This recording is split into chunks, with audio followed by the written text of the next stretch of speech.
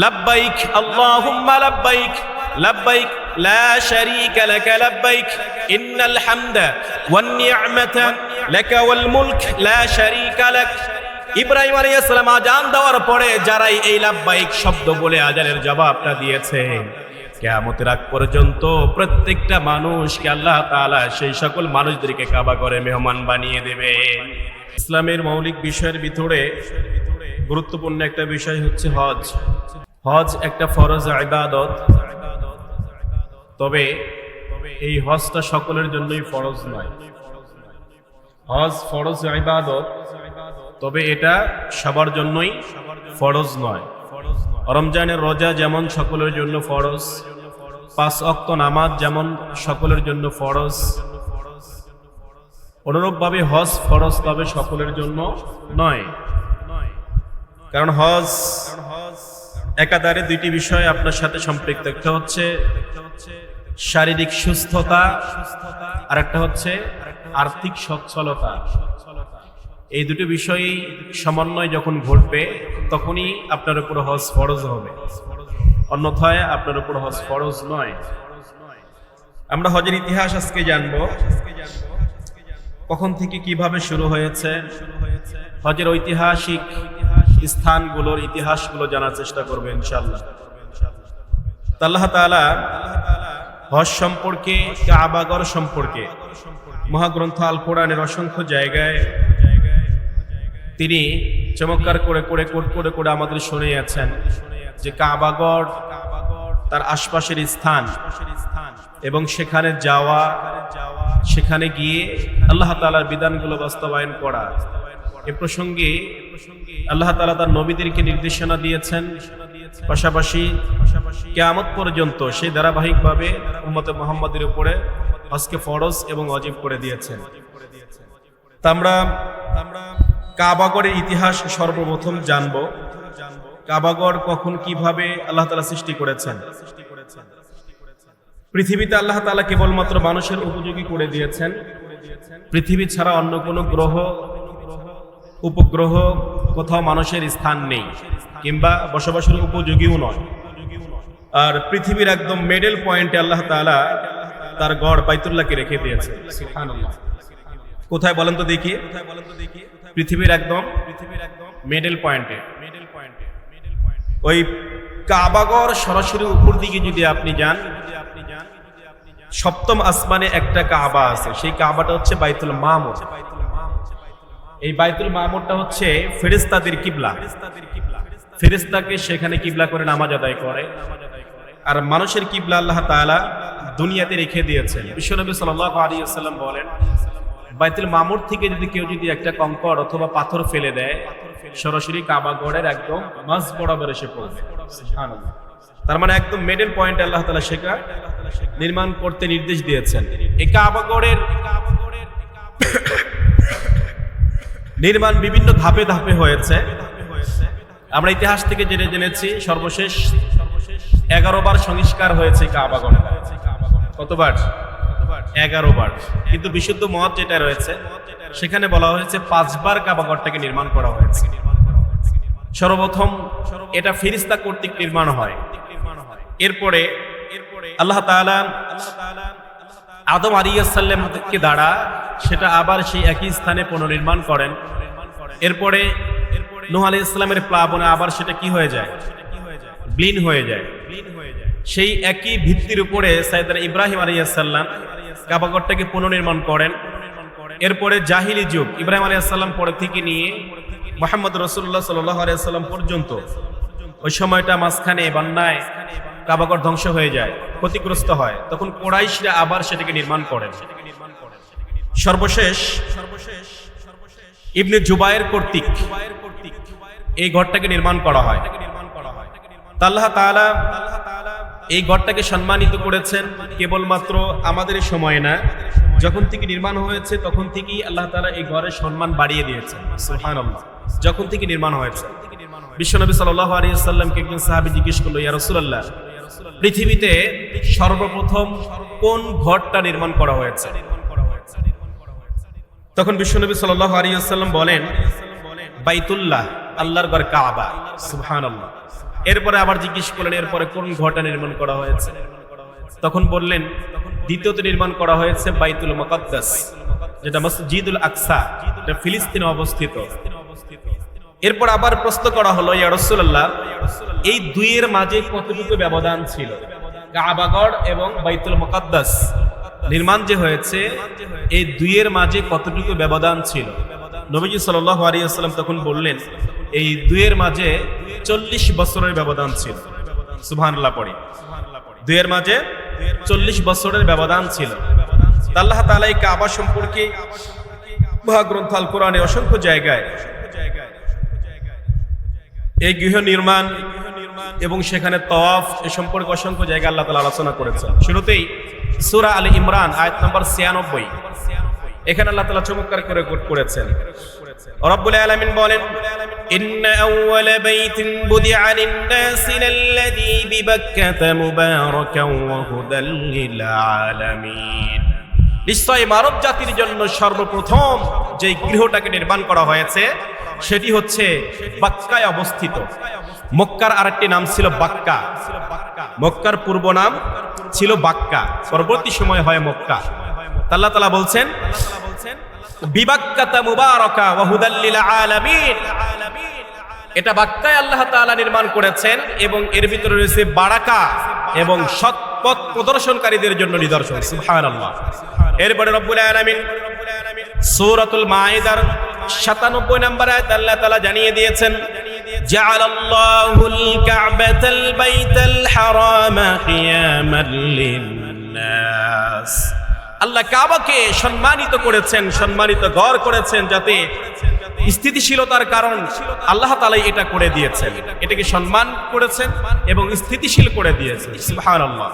এরপরে সূরাতুল বাকারায় আল্লাহ তাআলা চমৎকার করে জানিয়ে দিয়েছেন, ওয়া আহিদিনা ইলা বানি ইসমাঈল আন তাহহিরা বাইতিয়া লিত-তাইফিন ওয়া আহিদিনা ইলা ইব্রাহিম ওয়া ইসমাঈল আন তাহহিরা বাইতিয়া লিত-তাইফিন ওয়াল আকিফিন ওয়ার রুকআইস সুজুদ। আল্লাহ তাআলা ইব্রাহিম আলাইহিস সালামকে নির্দেশনা দিলেন, ইসমাঈলকে নির্দেশনা দিলেন, তোমরা এই ঘরটাকে পবিত্র করো যাতে করে রুকুকারীরা, তওয়াফকারীরা, সুজুদকারীরা এখানে এসে আল্লাহর ঘরটাকে তওয়াফ করতে পারে। এটাকে পবিত্র করে ফেলো যাতে করে কি করতে পারে? আল্লাহর মেহমানরা এখানে এসে তওয়াফ করতে পারে। যারা রুকু করবে, তওয়াফ করবে এবং ইতিকাফ যারা করবে তাদের জন্য এই ঘরটাকে পবিত্র করে দাও। সুবহানাল্লাহ। এবার আসুন সাইয়েদনা ইব্রাহিম আলাইহিস সালাম, আল্লাহ তাআলা এই ঘরটা তাকে নির্মাণ করার নির্দেশনা দিলেন। নির্মাণ করার পরে এবার আল্লাহ তাআলা তাকে বললেন, তুমি আজান দাও যাতে করে আমার বান্দারা এই কাবা ঘরে এসে তারা কি করতে পারে? তওয়াফ করতে পারে। আলাইহিস সালাম বললেন, আল্লাহ, আমি আজান দিলে এই জনমানবহীন একটা এলাকায় আমার এই আওয়াজ কতটুকু পর্যন্ত যাবে?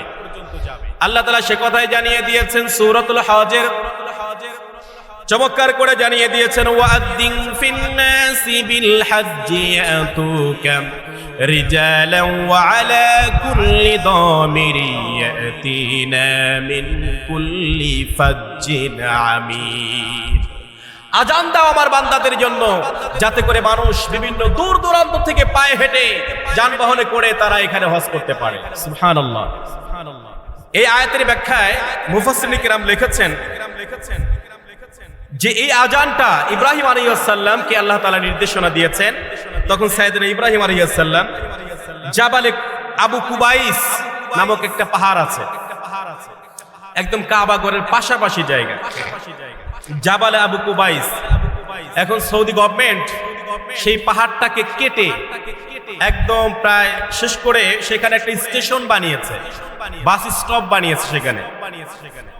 তো সামান্য কিছু জায়গা সেখানে আছে জাবালে আবু কুবাইস, যেটা বিশ্বনবী সাল্লাল্লাহু আলাইহি ওয়াসাল্লামের যে ঘর অর্থাৎ বাড়ি, যেখানে বিশ্বনবী জন্মগ্রহণ করেছেন, তার পাশেই সেই পাহাড়টা উঁচু হয়ে দাঁড়িয়ে আছে।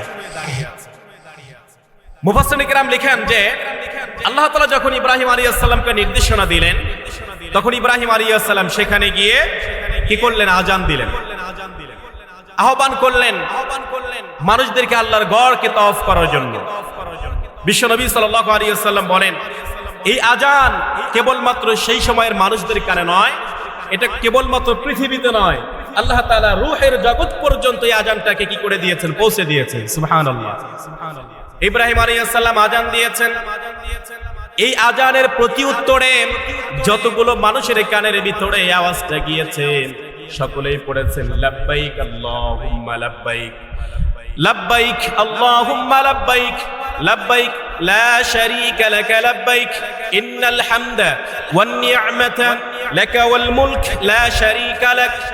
ইব্রাহিম আলাইহিস সালাম আজান দেওয়ার পরে যারাই এই লাব্বাইক শব্দ বলে আজানের জবাবটা দিয়েছে, কিয়ামতের আগ পর্যন্ত প্রত্যেকটা মানুষকে আল্লাহ তাআলা সেই সকল মানুষদেরকে কাবা ঘরে মেহমান বানিয়ে দেবে। যারাই আজানের জবাবটা দিয়েছে তারা কি হবে, একবার না একবার কাবা ঘরে তিনি যাবেনই, আল্লাহ তাআলা তাকে মেহমান বানিয়ে দেবেন। সুবহানাল্লাহ। ইব্রাহিম আলাইহিস সালামকে এবার কি করলেন, আজান দিতে ইব্রাহিম নবী আজান দিয়ে দিলেন। এরপর থেকে শুরু হয়ে গেল কাবা ঘরের তওয়াফ। ইব্রাহিম আলাইহিস সালাম থেকে নিয়ে শুরু হয়ে গেল।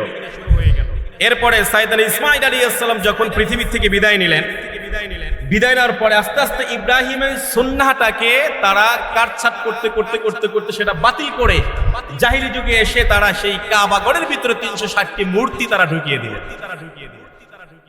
এবার একত্ববাদ, আল্লাহর ইবাদত বাদ দিয়ে তারা কি করলো, এবার মূর্তি পুজো শুরু করে দিল। এমন ইতিহাস রয়েছে জাহিলি যুগে সেই কাবা ঘরের চত্বর দিয়ে মানুষ উলঙ্গ হয়ে তওয়াফ করত, এটা তাদের রীতি ছিল, উলঙ্গ হয়ে কাবা ঘর তওয়াফ করত। এই কাবা ঘর তওয়াফ আমরা যেমন করি সেই সময়ের মানুষেরাও এই কাবা ঘরকে সম্মানিতই তারা মনে করেছিল। ইব্রাহিম আলাইহিস সালামকে আল্লাহ তাআলা ধাপে ধাপে প্রত্যেকটা সেক্টরে প্রত্যেকটা জায়গায় আল্লাহ তাআলা পরীক্ষা করেছেন, উত্তীর্ণ হয়েছেন। হাজী সাহেবরা যে হজ করতে যায়, হজের প্রত্যেকটা বিধিবিধানের ভিতরে ইব্রাহিম আলাইহিস সালাম আর হাজেরা আলাইহিস সালামের নিদর্শনগুলো সবচেয়ে বেশি রয়েছে। আপনি সাফা মারওয়া সাই করবেন, সেটাও হাজেরা আলাইহিস সালামের সুন্নাহ। মিনায় অবস্থান করা, সেটাও ইব্রাহিম আলাইহিস সালামের সুন্নাহ। মুজদালিফায় অবস্থান করা, সেটাও ইব্রাহিম আলাইহিস সালামের সুন্নাহ। আরাফাতের ময়দানে অবস্থান করা, সেটাও সুন্নাহ। সেই জন্য তার নীতি অনুসরণ করে প্রত্যেকটা হাজীকে সেই সকল জায়গায় যাওয়া আল্লাহ তাআলা কিছু কিছু জায়গায় ফরজ করে দিয়েছেন, কিছু কিছু জায়গায় ওয়াজিব করে দিয়েছেন। সাইয়েদনা ইব্রাহিম আলাইহিস সালাম দীর্ঘদিন যাবত বৃদ্ধ বয়স পর্যন্ত কোনো সন্তান পায় না। আল্লাহ তাআলার কাছে চমৎকার করে দোয়া করলেন। বয়স যখন 86 বছর, আল্লাহ তাআলার কাছে দোয়া করলেন, রব্বি হাবলি মিনাস সালিহিন, আয় আল্লাহ তাআলা আপনি আমাকে একজন সৎ পুত্র সন্তান দান করুন। আল্লাহ তাআলা জবাব দিয়ে দিলেন, ফাবাশশারনাহু বিগুলামিন হালিম। আল্লাহ একজন সৎ পুত্র সন্তানের সুসংবাদ ইব্রাহিম আলাইহিস সালামকে দিয়ে দিলেন। সাইয়েদনা হাজরার গর্ভে সর্বপ্রথম ইসমাঈল আলাইহিস সালাম পৃথিবীতে আসলেন। পৃথিবীতে আসার পরে এবার ইব্রাহিম আলাইহিস সালাম যেহেতু দীর্ঘদিন সন্তান না দিয়ে আল্লাহ তাকে ইব্রাহিমকে পরীক্ষা করলেন, এবার সন্তান দিয়ে আবার পরীক্ষায় ফেলে দিলেন। পরীক্ষাটা কেমন, যে এবার ইব্রাহিমকে বললেন, ইব্রাহিম তুমি তোমার সন্তান তোমার স্ত্রীকে নির্বাসন দিয়ে আসো। কোথায়? সেই বাক্কাতে। ইব্রাহিম আলাইহিস সালাম তখন ছিলেন শাম দেশে, বর্তমান ফিলিস্তিন, সেখানে তখন ছিলেন তিনি। এবার হাজেরা আলাইহিস সালামকে, ইসমাঈল আলাইহিস সালামকে, শিশুপুত্র ইসমাঈলকে নিয়ে সঙ্গে করে নিয়ে মক্কা, এখন বর্তমান যেই জায়গায় কাবা শরীফ, সেইখানে তাদেরকে রেখে গেলেন। চতুর্দিক দিয়ে পাহাড় আর মরুভূমি, কোথাও গাছগাছালি বাড়িঘর কোনো কিচ্ছু নাই, জনমানব শূন্য একটা জায়গায় তাদেরকে রেখে গেলেন। ইব্রাহিম আলাইহিস সালাম চলে যাচ্ছেন, পিছন থেকে হাজেরা ডাক দিলেন, আল্লাহর নবী আপনি আমাদের এখানে রেখে যাচ্ছেন কার ইচ্ছে? আপনার ইচ্ছায় না রব্বুল আলামিনের ইচ্ছায়? ইব্রাহিম সাড়া দিলেন না, আবার ডাক দিলেন, আপনি কি আল্লাহ তাআলার ইচ্ছা আমাদেরকে রেখে যাচ্ছেন? ইব্রাহিম জবাব দিলেন, হ্যাঁ আল্লাহ তাআলার ইচ্ছায় রেখে যাচ্ছে। তখন হাজেরা বললেন, যদি আল্লাহর ইচ্ছায় হয়ে থাকে আপনি যেতে পারেন, আমাদের কোনো আর চিন্তা নাই। হজের প্রত্যেকটা বিধিবিধান কিভাবে এসেছে আমাদের প্রত্যেকের জানা উচিত। ইব্রাহিম আলাইহিস সালাম যখন তাদেরকে রেখে গেলেন, এক পর্যায়ে যে খাবারগুলো দিয়ে গিয়েছিলেন খাবারটা শেষ হয়ে গেল। মরুভূমির এলাকা, কোনো জায়গায় গাছগাছালি কোনো কিচ্ছু নাই, জনমানব শূন্য এলাকা, প্রচন্ড গরম, ক্ষুধার যন্ত্রণায় পিপাসায় গলাটা শুকিয়ে গিয়েছে। শিশুপুত্র ইসমাঈলকে খাবার দিতে না পেরে এবার হাজিরা ছোটাছুটি করতে শুরু করে দিলেন। যেই জায়গায় বর্তমান কাবার থেকে এই দিকে তাকালেই দেখা যায় সাফা পাহাড়, এই দিকে তাকালে দেখা যায় মারওয়া পাহাড়। সাফা মারওয়া হাজিরা যখন দৌড়ায়, এবার হাজিরা আলাইহিস সালাম শিশুপুত্র ইসমাইলকে সেখানে রেখে সাফার দিকে তাকালেন, দেখা যায় দুগি দুগি কি যেন পানির মতো দেখা যায়। তিনি সেই দিকে দৌড়িয়ে যান, দৌড়িয়ে যাওয়ার পরে দেখা সেখানে কোনো পানি নেই।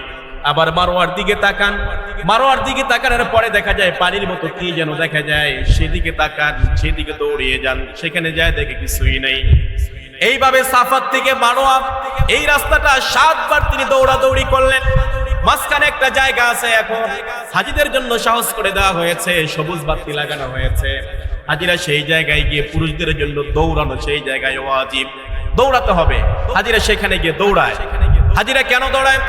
কারণ হাজিরা আলাইহিস সালাম যখন ইসমাইলকে যেই জায়গায় রেখে গেলেন, সাফাত থেকে যখন দৌড়িয়ে যান, সাফাত থেকে ইসমাইলকে দেখা যায়, মারওয়াত থেকে ইসমাইলকে দেখা যায়, কিন্তু মাঝামাঝি অংশে যখনই চলে যান ইসমাইলকে আর দেখা যায় না।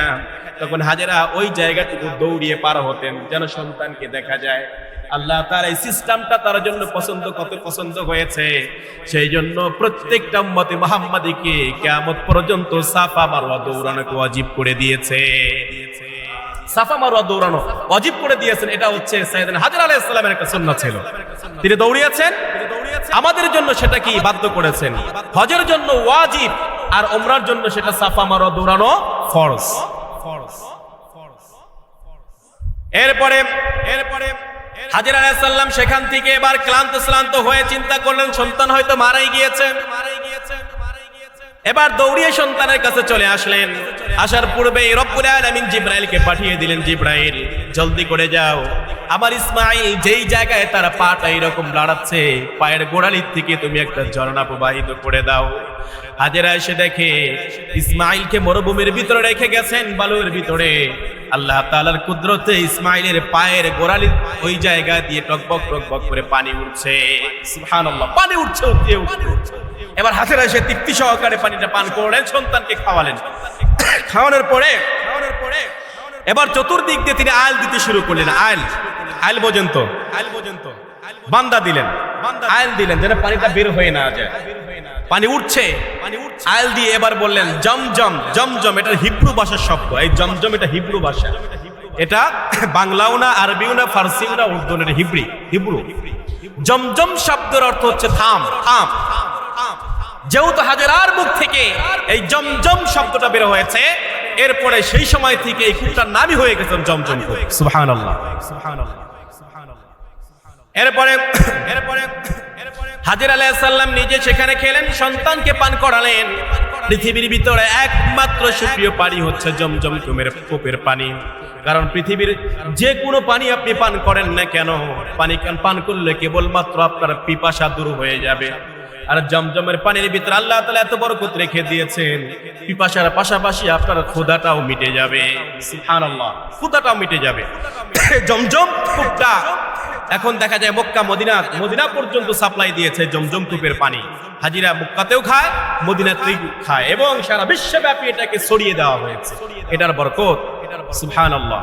তো হাজেরা আলাইহিস সালামের সেই বরকতকৃত সেই জমজম,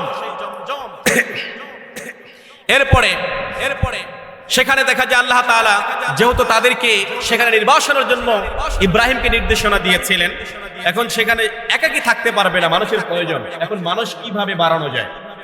আরবদের বৈশিষ্ট্য ছিল তারা কাফেলা ভিত্তিক এক দেশ থেকে আরেক দেশে সফর করত, বিজনেসের উদ্দেশ্যে, ব্যবসার উদ্দেশ্যে। দেখবেন তো সেই যুগের মানুষ তারা পানির খোঁজ করতো কিভাবে? আকাশের দিকে তাকাতে। আকাশের দিকে তাকাইলে তারা দেখতো আকাশে কোথাও কোনো পাখি দেখা যায় কিনা, কোথাও কোনো পাখি দেখা যায় কিনা। যদি দেখতো যে অনেকগুলো পাখি এক জায়গায় উঠছে, তারা এটাকে টার্গেট করতো যে ওই পাখির নিচেই কোনো না কোনো জায়গায় পানি আছে। আল্লাহ পাক তাদেরকে এই স্মৃতি শক্তিটা খুব প্রখর দিয়েছিলেন যে পাখি থাকলে সেখানে গিয়ে পানির সন্ধান অবশ্যই আছে। হঠাৎ করে একটা কাফেলা আসতেছে, দেখে জমজম কূপ বরাবর উপরে অসংখ্য পাখি উঠতেছে। কি ব্যাপার? এইখানে তো আগে কোথাও কোনো পাখি ওড়ে নাই, এই রাস্তায় কোনো মানুষজন কিচ্ছু দেখে নাই। একটা বিশাল কাফেলা এগিয়ে আসছে। এগিয়ে এসে সেখানে দেখে যে ইতিপূর্বে এই জায়গায় কোনো পানি ছিল না, অথচ এই জায়গায় একটা কূপ দেখছি, ছোট্ট একটা শিশু বাচ্চাকে কোলে নিয়ে একজন মহিলা সেখানে বসে আছেন। তারা এসে তাদের সাথে কুশল বিনিময় করলো, সেখান থেকে পানি পান করলো। একটা পর্যায়ে তারা চুক্তি করলো যে আমরা যেহেতু এখানে সুমিষ্ট পানি পেয়েছি, আমরা এখানে বসতি স্থাপন করব। তুমি আমাকে পানি দিবা, আমাদের পানি দিবা, বিনিময়ে তোমাদেরকে আমরা রিজিকের ব্যবস্থা করে দেব। সুবহানাল্লাহ, আল্লাহ তাআলা কি সিস্টেমে মানুষের রিজিকের ব্যবস্থা করে। বসতি স্থাপন হয়ে গেল। এরপরে আস্তে আস্তে ইসমাঈল আলাইহিস সালাম বড় হতে শুরু করলো। এবার ইব্রাহিম আলাইহিস সালামকে আল্লাহ তাআলা তৃতীয় পরীক্ষা, চতুর্থ পরীক্ষায় তিনি সামনে ফেলে দিলেন। ইব্রাহিম আলাইহিস সালামকে আল্লাহ তাআলা স্বপ্ন দেখালেন কুরবানি করার জন্য। সূরাতুল কসাসের ভিতরে আল্লাহ তাআলা চমৎকার করে কোট করেছেন, ফালাম্মা বালাগা মাআহু السعي قال يا بني إني أرى في المنام أني أذبحك فانظر ماذا ترى قال يا أبت افعل ما تؤمر ستجدني إن شاء الله من الصابرين। আল্লাহু আকবার, আল্লাহ কোট করলেন। এরপরে আল্লাহ তাআলা এখানে জানিয়ে দিয়েছেন, ইসমাঈল আলাইহিস সালাম যখন তার বাবার সাথে চলাচলের উপযোগী বয়সে উপনীত হলো, قال يا بني إني أرى في المنام, ইব্রাহিম আলাইহিস সালাম তার শিশুপুত্র ইসমাঈলকে বললেন, হে আমার বৎস, আমি নিশ্চয় স্বপ্ন দেখেছি তোমাকে আমি জবাই করেছি, তোমাকে আমি জবাই করেছি। আল্লাহ তাআলা চমৎকার করে কোট করেছেন পরের অংশে, পিতা যেমন সন্তানকে আল্লাহ তাআলার সেই স্বপ্নের কথা জানিয়ে দিলেন, সন্তানও চমৎকার করে জানিয়ে দিয়েছেন। ক্বালা ইয়া আবাতি ফাআল মা তু'মার, হে আমার পিতা, রব্বুল আলামিন আপনাকে যে নির্দেশনা দিয়েছেন আপনি সেটা পালন করুন। সাতাজিদুনি ইনশাআল্লাহু মিনাস সাবিরিন, নিশ্চয় আপনি আমাকে ধৈর্যশীলদের অন্তর্ভুক্ত পাবেন। সুবহানাল্লাহ, যেমন পিতা তেমন পুত্র, সন্তানের ঈমান যেমন পিতার ঈমান যেমন, সন্তানের ঈমানও তদ্রূপ। সন্তান কি করেছেন? সন্তানকে প্রস্তাব দিয়েছেন, আমি স্বপ্ন দেখেছি তোমাকে জবাই করছি। সন্তানও বলছে যে আপনাকে যেটা দেখানো হয়েছে সেটা আপনি বাস্তবায়ন করুন, আপনি আমাকে ধৈর্যশীলদের অন্তর্ভুক্ত পাবেন। ইব্রাহিম আলাইহিস সালাম চলে আসলেন মক্কায়। এবার সন্তানকে নিয়ে তিনি রওনা দিলেন। প্রতিমধ্যে সন্তানকে এই স্বপ্নের কথাগুলো যখন বললেন, সন্তান রাজি হয়ে গেল। সন্তান রাজি হওয়ার পথে মিনা পর্যন্ত চলে যান। মিনা পর্যন্ত যাওয়ার পথে 3 জায়গায় শয়তান তাকে ধোঁকা দিতে শুরু করে। 3 জায়গায় ধোঁকা দেয়, যার কারণে 3 জায়গায় ইসমাঈল আলাইহিস সালাম কঙ্কন নিক্ষেপ করেছিলেন। 3 জায়গায় ইসমাঈল আলাইহিস সালাম কঙ্কন নিক্ষেপ করেছিলেন। সেই জন্য প্রত্যেকটা হাজীদের জন্য আল্লাহ তাআলা কিয়ামত পর্যন্ত এই 3টা জায়গায় কঙ্কন নিক্ষেপ করা ওয়াজিব করে দিয়েছেন। সুবহানাল্লাহ, 3 জায়গায় শয়তান আছে দেখেন তো।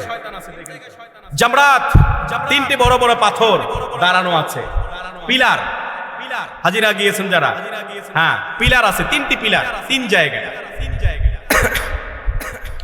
এরপরে সেখান থেকে তিনি মুজদালিফায় গেলেন, একটু আগায় গেলেন। আগায় যাওয়ার পরে সন্তান এবং পুত্র কাছাকাছি অবস্থায় সেখানে দুজনে সলা পরামর্শ করলেন আল্লাহ তাআলা সেই স্বপ্ন বাস্তবায়নের জন্য। যেহেতু দুইজন একত্রিত হয়েছিলেন সেই জায়গায়, সেজন্য মুজদালিফায় অবস্থান করা প্রত্যেকটা হাজীর জন্য আল্লাহ তাআলা ওয়াজিব করে দিয়েছেন। সুবহানাল্লাহ, সুবহানাল্লাহ। ইব্রাহিম আলাইহিস সালামের প্রত্যেকটা নিদর্শনগুলো, ইসমাঈলের নিদর্শনগুলো হাজীদের জন্য আল্লাহ তাআলা কি করে দিয়েছেন? ওয়াজিব করে দিয়েছেন। এরপরে গেলেন হচ্ছে সেখান থেকে মিনা, আমরা যেটাকে মিনা বাজার বলি, মিনায় গেলেন। মিনায় যাওয়ার পরে এবার স্বপ্নটাকে বাস্তবায়ন করার পালা। অনেক লম্বা ইতিহাস, আমি জাস্ট শুধু হজের ইতিহাসটাকে টানছি, শর্টকাট করে কেবলমাত্র মূল অংশটা আলোচনা করার চেষ্টা করছি। মিনা বাজারে গিয়ে সন্তানকে যখন ছুরির নিচে ফেলে দিলেন, ফেলে দেওয়ার পর এক পর্যায়ে আল্লাহ তাআলা নিদর্শন, সন্তানকে উঠিয়ে জান্নাত থেকে একটি দুম্বা অথবা একটা ছাগল এনে, ভেড়া এনে সেখানে জবাই হয়ে গেল। এই যে জবাই হওয়াটা, সেই জন্য বিশ্বনবী সাল্লাল্লাহু আলাইহি ওয়াসাল্লাম সব সাহাবীদেরকে সেখানে নিয়ে এসেছেন। হজ কমপ্লিট করার পরে সেখানে এসে উম্মতে মুহাম্মাদের জন্য কুরবানি করা ওয়াজিব করে দিয়েছেন। সুবহানাল্লাহ, সেখান থেকে আল্লাহ তাআলা এটা করে দিয়েছেন।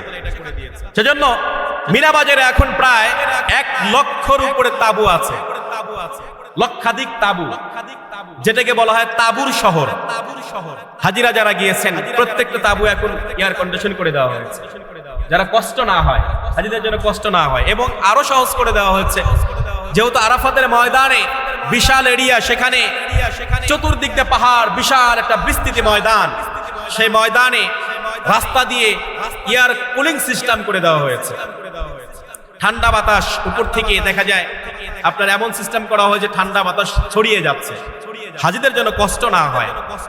এটা সৌদি সরকার হাজিদের জন্য এটা করেছেন। তো এই যে সাফা, মারওয়া, মিনা, মুজদালিফা, আরাফা, এগুলো প্রত্যেকটা বিষয়ে এটা ইব্রাহিম আলাইহিস সালাম, ইসমাঈল আলাইহিস সালাম, হাজর আলাইহিস সালামের নিদর্শন। সেই নিদর্শনগুলো উম্মতে মুহাম্মাদের জন্য আল্লাহ তাআলা সেটাকে আবশ্যক করে দিয়েছে। তো আমরা শুরু করেছিলাম, হজ কখন থেকে শুরু হয়েছে? অর্থাৎ ইব্রাহিম আলাইহিস সালাম থেকে নিয়ে আমাদের নবী বিশ্বনবী মুহাম্মদুর রাসূলুল্লাহ সাল্লাল্লাহু আলাইহি ওয়াসাল্লাম পর্যন্ত, এই সময় পর্যন্ত কি হয়েছে? হজ হয়েছে। কিন্তু পূর্বের নিয়ম নয়, জাহিলি যুগে এটাকে অনেক দেখা যায় যে শর্টকাট করতে করতে তাদের মতো করে বানিয়ে নিয়েছে। যেহেতু ইব্রাহিম আলাইহিস সালামকে পরীক্ষার পরে আল্লাহ তাআলা এবার ইব্রাহিম আলাইহিস সালামকে আরেকটা কাজ দিয়ে দিলেন। ইব্রাহিমকে বললেন, ইব্রাহিম তুমি এবার কাবাগর নির্মাণ করো, এবার কাবাগর নির্মাণ করো। পরীক্ষা উত্তীর্ণ হয়েছ, সন্তানকে সাথে করে নিয়ে এবার কাবাগর নির্মাণ করো। ইব্রাহিম আলাইহিস সালাম যেই জায়গায় জমজম কূপ, তার থেকে প্রায় 250 মিটার উত্তর পূর্ব দিকে অবস্থিত কাবাগরটা, সেখানে গিয়ে তিনি খুঁড়তে শুরু করে দিলেন। কিছুক্ষণ খনন করার পরে দেখলেন পূর্বে যে কাবা ছিল সেই ভিত্তিটা তারা পেয়ে গেলেন। সুবহানাল্লাহ। কিছুক্ষণ খনন করার পরে পূর্বের কাবার ভিত্তিটা পেয়ে গেলেন। এবার ইব্রাহিম আলাইহিস সালাম আর ইসমাঈল আলাইহিস সালাম দুজনে কাবাগর নির্মাণ করতে শুরু করে দিলেন। বাবা রাজমিস্ত্রি, সন্তান হচ্ছে জোগালে। কি চমৎকার দৃশ্য! বাবা রাজমিস্ত্রি, সন্তান কি করছে? ইটগুলো এনে, পাথরগুলো এনে, সেখানে তো ইট ছিল না, পাথরগুলো এনে বাবাকে এগিয়ে দিচ্ছেন। এবার বাবা কাবাগর নির্মাণ করছেন, একটার উপরে পাথর বসিয়ে ঘর নির্মাণ করছেন। একটা পর্যায়ে যখন কাবাগর নির্মাণ করতে গিয়ে আর হাতের নাগাল পাচ্ছেন না, উপরে চলে গিয়েছে। এবার কি করবেন এখন? কারণ কাবাগরটা হচ্ছে 14 মিটার উঁচু। কত মিটার? 14 মিটার উঁচু কাবাগর। অনেকটা ছোট দেখে গেলেও কিন্তু অনেক উঁচু। আপনার যে কাবাগরের যে দরজাটা আছে, আমরা দাঁড়ালে আমাদের এই বরাবর হয়। দরজার যে চৌকাটটা এই বরাবর হয়, এত উঁচুতে চৌকাট। দরজা দিয়ে হয়তো লিফট, সিঁড়ি নিয়ে আসা হয়, তারপরে ভিতরে প্রবেশ করে। তো কাবাগরটা এতটা উঁচু। তো এই যে এতটা উঁচু, এবার ইব্রাহিম আলাইহিস সালাম কি করলেন? তিনি তার উপরে নাগাল পাচ্ছেন না, কি করবেন এখন? আল্লাহ তাআলার কাছে ফরিয়াদ করলেন, রব্বুল আলামিন আপনার ঘর নির্মাণ করার জন্য নির্দেশনা দিয়েছেন, কিন্তু এখন তো আমার নাগালের বাইরে চলে গিয়েছে, আমার আয়ত্তের বাইরে, এখন কি করব? আল্লাহ তাআলা এবার জান্নাত থেকে একটা পাথর পাঠিয়ে দিলেন, যে পাথরটাকে ইব্রাহিম আলাইহিস সালাম বললেন, এই পাথরের উপরে চড়ো, চড়ে তোমার কাজগুলো সম্পাদন করো। সুবহানাল্লাহ। পাথর এমন একটা পাথর ছিল, বর্তমান সময়ে যে লিফট ব্যবহার করি আমরা, 10 তলা, 20 তলা, 30 তলা, 100 তলা বিল্ডিং ওঠার জন্য লিফট ব্যবহার করা হয়। সর্বপ্রথম পৃথিবীতে আল্লাহ তাআলা ইব্রাহিম নবীর মাধ্যমে লিফটটাকে চালু করে দিয়েছিলেন। সুবহানাল্লাহ। সর্বপ্রথম মুসলিমদের এই লিফট সিস্টেম চালু করা হয়েছিল। লিফটটা কি? লিফটটা ছিল পাথর। এবার পাথরে দাঁড়িয়ে পাথরকে বলে, একটু উপরে ওঠো, পাথর উপরে ওঠে। একটু ডান দিকে যাও, ডান দিকে যায়। একটু বাম দিকে যাও, বাম দিকে যায়। এইভাবে করে ইব্রাহিম আলাইহিস সালাম সমস্ত ঘরটাকে পরিপূর্ণ করে নির্মাণ করে দিলেন। সুবহানাল্লাহ, সুবহানাল্লাহ। এই পাথরটাকে এবার স্মৃতি হিসেবে রেখে দেওয়া হয়েছে, যেটাকে বলি মাকাম ইব্রাহিম। আমরা বলি কাবাগর থেকে একটু সামনেই, অর্থাৎ কাবাগরের উত্তর সাইডে আছে হচ্ছে একটা এরকম গোলক এরিয়া, অল করা আছে। এটাও কাবার একটা অংশ। ওটাকে বলা হয় হাতিম। ওটাকে বলা হয় হাতিম। এই হাতিমটাও কাবার একটা অংশ। কারণ জাহিলি যুগে এই কাবাগরটা যখন ভেঙে যাওয়ার পরে এই কাবাগরটা আবার পুনর্নির্মাণ করার জন্য তারা উদ্যোগ নিতে গিয়ে সেই সময়ে তারা ব্যাপকভাবে দুর্ভিক্ষের কবলে পড়ে যায়। দুর্ভিক্ষের কবলে পড়ার কারণে এই কাবা ঘরটাতে নির্মাণ করবে পরিপূর্ণ করে, এই টাকাটা তাদের কাছে ছিল না। না থাকার কারণে তারা কি করেছে, একটু অংশ বাদ দিয়ে ছোট করে ঘরটা নির্মাণ করেছে। পরবর্তী সময়ে ওই এরিয়াটা আবার কি করা, রাউন্ড করে দেওয়া হয়।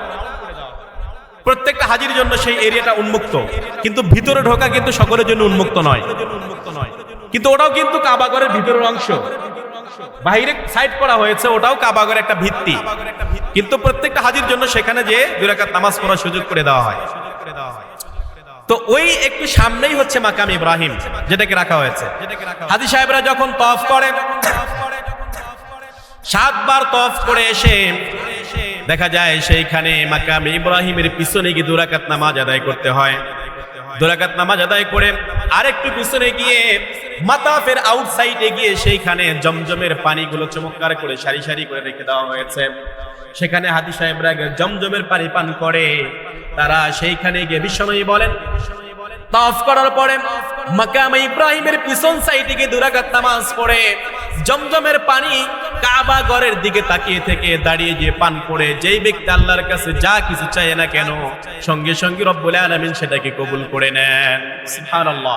জমজমের পানি দাঁড়িয়ে পান করতে হয়, সেখানে দাঁড়িয়ে পান করে এবং কাবার দিকে তাকিয়ে আপনি পান করবেন, আল্লাহর কাছে যা চাইবেন আল্লাহ সেটা কবুল করে নেবেন। সুবহানাল্লাহ। এবার আল্লাহ তাআলা যেহেতু ঘর নির্মাণ শেষ হয়ে গিয়েছে, শেষ হয়ে যাওয়ার পরে আল্লাহ তাআলা ইব্রাহিম আলাইহিস সালামকে জানিয়ে দিলেন, ইব্রাহিম যাও যাও, এবার আমার বান্দাদেরকে এই ঘরে আসার জন্য আযান দিয়ে দাও। আল্লাহ তাআলা কথাই চমৎকার করে জানিয়ে দিয়েছেন, ওয়াদ্দিন ফিন নাসি বিল হজ্জ ইয়াতুকা রিজালান ওয়া আলা কুল্লি দামিরি ইয়াতিনা মিন কুল্লি ফাজ্জিন আমির। আযান দিয়ে দাও যাতে করে আমার বান্দারা গোটা পৃথিবীর থেকে তারা পায়ে হেঁটে এবং বিভিন্ন আরোহণে আরোহী হয়ে তারা যেন এই ঘর তওয়াফ করতে পারে। এরপর থেকে শুরু হলো হজের যাত্রা। ইব্রাহিম আলাইহিস সালামের ধারাবাহিকভাবে জাহিলি পর্যন্ত চলে আসলো। এবার বিশ্বনবী সাল্লাল্লাহু আলাইহি ওয়াসাল্লাম নবম হিজরিতে, অষ্টম হিজরিতে যখন মক্কা বিজয় করেন, মক্কা বিজয়ের পরে বিশ্বনবী সাল্লাল্লাহু আলাইহি ওয়াসাল্লাম সাইয়েদনা আবু বকর রাদিয়াল্লাহু তাআলার নেতৃত্বে 300 জন মুসলমানদেরকে সর্বপ্রথম একটা কাফেলা পাঠিয়ে দেন হজের জন্য। এরা সর্বপ্রথম হজ করেন ইসলাম আসার পরে আবু বকরের নেতৃত্বে। এরপরে বিশ্বনবী সাল্লাল্লাহু আলাইহি ওয়াসাল্লাম দশম হিজরিতে চলে যান, সাহাবীদেরকে নিয়ে হজে চলে যান। প্রায় লক্ষাধিক সাহাবীদেরকে নিয়ে হজ পালন করেন। হজ পালন করেন, আরাফাতের ময়দানে অবস্থান করেন।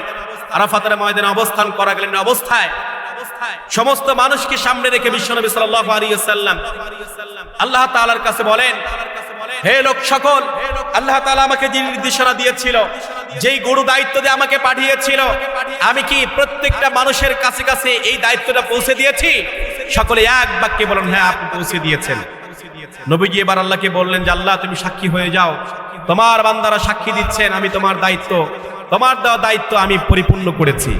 আল্লাহ তাআলা সঙ্গে সঙ্গে নাজিল করলেন, আল ইয়াউমা আকমালতু লাকুম দীনাকুম ওয়া আতমামতু আলাইকুম নি'মাতি ওয়া রাদিতু লাকুমুল ইসলাম দীনা। আল্লাহ তাআলা এবার নাজিল করে দিলেন, যা আমি ইসলামটাকে তোমাদের জন্য মনোনীত ধর্ম করলাম এবং পরিপূর্ণ নিয়ামত দিয়ে তোমাদেরকে পরিপূর্ণ করে দিলাম। সুবহানাল্লাহ। তার মানে ইসলাম পরিপূর্ণ, এর ভিতরে কোনো ঘাটতি আছে? বলেন, কোনো ঘাটতি আছে? কোনো ঘাটতি নাই, ইসলাম পরিপূর্ণ। আপনি যদি মনে করেন যে ইসলামের ভিতরে এই নাই সেই নাই, এটা করে নাই ওটা করে নাই, তাহলে আপনার ঈমান থাকবে? আল্লাহ তাআলা বলছেন ইসলামটাকে আমি পরিপূর্ণ করে দিলাম, আমার নিয়ামতকে পরিপূর্ণ করে দিলাম, অথচ আমি সেই নিয়ামত, পরিপূর্ণ নিয়ামত পেয়েও আমি সন্তুষ্ট না। সেজন্য আল্লাহ কি করেছেন, সেই সময় ইসলামটাকে পরিপূর্ণ করে দিয়েছেন। হজ শুরু হয়ে গেল। এরপরে বিশ্বনবী সাল্লাল্লাহু আলাইহি ওয়াসাল্লাম আর কোনোদিন হজ পালন করতে পারেননি। বিশ্বনবী সাল্লাল্লাহু আলাইহি ওয়াসাল্লাম বিদায় হজ থেকে ফেরার পরে মাত্র 80 দিন পৃথিবীতে বেঁচে ছিলেন। এরপর নবীজি বিদায় নেন। এই যে ধারাবাহিকভাবে চলছে হজের প্রত্যেকটা সেক্টরে সাইয়েদনা ইব্রাহিম আলাইহিস সালাম, ইসমাঈল আলাইহিস সালাম, হাজরা আলাইহিস সালাম এবং বিশ্বনবী সাল্লাল্লাহু আলাইহি ওয়াসাল্লামের আনিত বিধানগুলো কিয়ামত পর্যন্ত মুসলমানরা সেটাকে বাস্তবায়ন করবে। সুবহানাল্লাহ। আমাদের বাংলাদেশ থেকে অলরেডি হাজী সাহেবরা যাওয়ার জন্য অলরেডি প্রস্তুতি নিতে শুরু করে দিয়েছে। গোটা বিশ্বের থেকে প্রায় 20 থেকে 25 লক্ষ মানুষ প্রত্যেক বছর তারা হজ পালন করার জন্য মক্কায় গিয়ে অবস্থান করে। এখন আসুন, এই হজ আমাদেরকে কি শিখায়? হজ এর ফজিলত কি? বিশ্বনবী সাল্লাল্লাহু আলাইহি ওয়াসাল্লাম বলেন, মান হাজ্জা লিল্লাহি ফালাম ইয়ারফুস ওয়া লাম ইয়াফসুক রাজা'a কায়াউমিন ওয়ালাদাতহু উম্মু। নবীজি সাল্লাল্লাহু আলাইহি ওয়াসাল্লাম বলেন, কোন ব্যক্তি যদি একনিষ্ঠভাবে পাপ মোচনের জন্য কাবা ঘর, আল্লাহর ঘর তওয়াফ করে, রব্বুল আলামিন তাকে নবজাতক শিশুর মতো নিষ্পাপ করে বাড়িতে ফেরত দিয়ে দেন। নবজাতক কেবলমাত্র সদ্য ভূমিষ্ঠ সন্তান, তার মতো নিষ্পাপ করে কি করেন? তাকে ফেরত দিয়ে দেন। এখন হাজী সাহেবরা হজ করতে যায়, হজ করতে যাওয়ার পরে দেখা যায় যে আমাদের দেশের যে সিস্টেম কালচার, হজ করে আসার পরে তারা কি এই হাজিটাকে, হজটাকে অধিকাংশ মানুষই সাইনবোর্ড বানায়। কি বানায়? সাইনবোর্ড বানায় যে হাজী সাহেব আলহাজ। দেখবেন তো যখন মাছের বাজারে যাইবেন, বিভিন্ন বাজারে দেখবেন সব বলে হাজী সাহেব, দাড়িটুকু দেখলে হাজী সাহেব এটা নেন, হাজী সাহেব এটা নেন, মানে হাজী বললেই কি যেন একটা চলে আসে। এখন বলেন, হাজী এটাকে আপনার লকাবের সাথে যুক্ত করার জিনিস। 5 ওয়াক্ত নামাজ যেমন ফরজ, রোজা যেমন ফরজ, হজ তেমন ফরজ।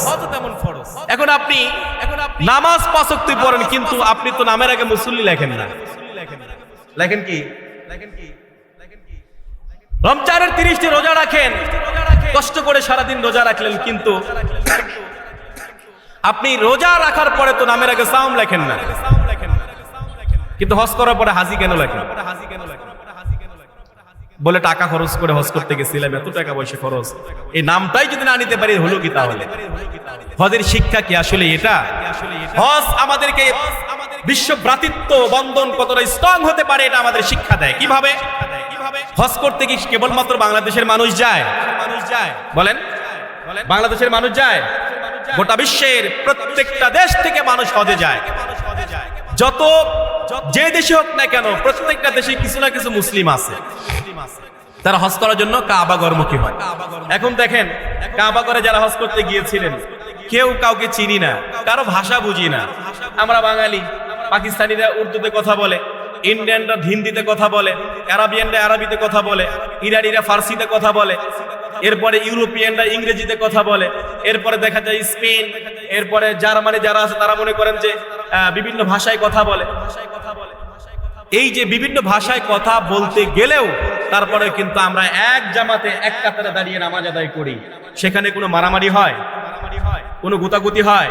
এই বেটা তুই বাঙালি সর এখান থেকে, এই বেটা তুই ইন্ডিয়ান সর এখান থেকে, হয় কি? হয় না। সবাই যখন আজান হয়ে যায়, সকলেই কাঁধে কাঁধ মিলিয়ে দাঁড়িয়ে যায়, তারা ঘোষণা করতে থাকে, ভৌগোলিক অবস্থান আমাদের যাই হোক না কেন, ভাষা আমাদের যেটাই হোক না কেন, কেবলমাত্র আমরা এক রবের উদ্দেশ্যে পৃথিবীতে এসেছি, এক রবের গোলাম, রবের জন্য আমরা হাজিরা দিতে এসেছি।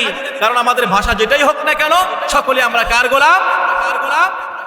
সকলেই দাঁড়িয়ে যায়। সেজন্য বিশ্ব ভ্রাতৃত্ব হজ আমাদেরকে শিক্ষা দেয়। সেখানে কোনো গ্যামজাম নাই, কোনো মারামারি নেই। এই যে হজ 25 থেকে 26 লক্ষ মানুষ একত্রে হয়, সেখানে কি আপনি কোনোদিন শুনেছেন মারামারি হয়েছে? হয়েছে কি? হয় নাই। কেন হয় নাই? কারণ সেখানে সবাই সেখানে গোলাম হয়ে যায়, কেউ রাজা না, কেউ প্রজা না। সেখানে সবাই কি? জোরে বলেন, সবাই গোলাম। কার গোলাম? আল্লাহর গোলাম। আল্লাহর গোলাম হয়ে যায়। মসজিদে যেমন আমরা আল্লাহর গোলাম হয়ে থাকি, হজে গিয়ে যেমন আল্লাহর গোলাম হয়ে আমরা সেখানে হাজিরা দেই, অনুরূপ যদি আমরা বাহিরেও আল্লাহর গোলাম হিসেবে নিজেকে পরিচয় দিতে পারতাম, তাহলে আমাদের সমাজে হানাহানি, মারামারি, খুনাখুনি, দর্শন, চিন্তায় কিচ্ছু থাকতো না, কিচ্ছু থাকতো না। সেজন্য হজ আমাদের যেটা শিক্ষা দেয়, হজের শিক্ষাটাকে কাজে লাগাতে হবে। পারবো ইনশাআল্লাহ? আমরা হজের শিক্ষাটা কাজে লাগাবো। যারা হজ করে আসেন, আগের দিকে হজ করে আসার পরে এই মানুষগুলো বাইরে বের হতো না। আর আগের একটা সিস্টেম কি ছিল? মানুষ হজ করতে যেত বৃদ্ধ বয়সে, দুনিয়ার সমস্ত কাজ শেষ, অর্থাৎ ছেলে বিয়ে করাইছে, মেয়ে বিয়ে দিয়েছে, এখন দায়িত্ব শেষ, এখন সবার কাছ থেকে বিদায় আদায় নিয়ে এবার যাচ্ছি আল্লাহর ঘরে। কিন্তু আসলে হজ কিন্তু ওই দায়িত্ব পালন করার পরে ফরজ না। হজ আপনার যেই বছর ফরজ সেই বছরে আদায় করা আপনার জন্য আবশ্যক। কারণ এই বছর আপনার উপর হজ ফরজ হয়েছে, কিন্তু আপনি আগামী বছর এই হজ ফরজ হওয়ার পর আপনি আদায় করলেন না, কিন্তু আগামী বছর মারা গেলেন, তাহলে একটা এই ফরজ বিধান আপনি সেটা কি করলেন? অবজ্ঞা করলেন। কিয়ামতের ময়দানে বিশ্বনবী সাল্লাল্লাহু আলাইহি ওয়াসাল্লাম বলেন, যেই ব্যক্তির উপর হজ ফরজ হয়েছে, ফরজ হওয়ার পরে যারা আদায় না করে মৃত্যুবরণ করেছে, সে হয় ইহুদি হয়ে মারা যাক, না হয় নাসরা হয়ে মারা যাক। নাউজুবিল্লাহ পড়েন। চিন্তা করছেন কত বড় কথা। সেজন্য হজ আসলে এই সন্তান বিয়ের সাথে এর সম্পর্ক নেই। হজ আপনার যখনই ফরজ হয়েছে তখনই আপনি আদায় করে নেবেন, কারণ পরের বছর কি আপনি আর এই টাকাটা আপনার নাও থাকতে পারে, মারা না গেলেন কিন্তু আপনি টাকাটা নাও থাকতে পারে, কারণ ফরজ একটা বিধান থেকে আপনি বঞ্চিত হলেন। সেজন্য সম্মানিত মুসল্লিয়ানে কেরাম, আল্লাহ পাক যাদেরকে স্বাবলম্বী করে দিয়েছে, হজ দুটি জিনিস শুরুতেই বলেছে, দুটি জিনিস লাগে, একটা হচ্ছে শারীরিক সুস্থতা আর একটা হচ্ছে আর্থিক সচ্ছলতা। এই দুইটা জিনিস সমন্বয় হচ্ছে হজ। যাদের এই দুইটি আছে আপনারা দেরি করেন না, সামনে যাবেন এরকম না, আপনি এখনই রেজিস্ট্রেশন করে ফেলুন। যেহেতু আমাদের সরকারি প্রসেসিং এ আপনি চাইলেও কিন্তু এই বছর ইচ্ছে করলে জিতে পারবেন না। আপনি কি করতে হবে? নিবন্ধন করা লাগবে আবে, হয়তো 2 বছর 3 বছর পরে আপনি সিরিয়াল পাচ্ছেন, কারণ আমাদের যে সিস্টেম, এই সিস্টেম আপনি পাবেন না। সেজন্য যাদের এখনই ফরজ হয়েছে এখন প্রশ্ন করতে পারেন, তা আমি নিবন্ধন করলাম 3 বছর পরে দিল, তখন আমি মারা গেলাম, তাহলে কি হবে? আসলে এই বিষয়টা হচ্ছে আপনার মনের বিষয়। আপনি তো ইচ্ছে করেছেন, আল্লাহ সেটা দেখছে না, আল্লাহ সেটা জানে না, কিন্তু আপনি ইচ্ছাই করলেন না, তাহলে কিন্তু হবে না। সেজন্য আসুন, আল্লাহ পাক যাদেরকে সামর্থ্যবান করেছেন প্রত্যেকটা মানুষকে বাইতুল্লাহ এবং আমাদের সকলকেই আল্লাহ তাআলা জীবনে একবার যেন বাইতুল্লাহর মুসাফির হিসেবে আল্লাহ তাআলা কবুল করে, আমরা সকলে পড়ি আমিন। আরো জনে পড়ি আমিন।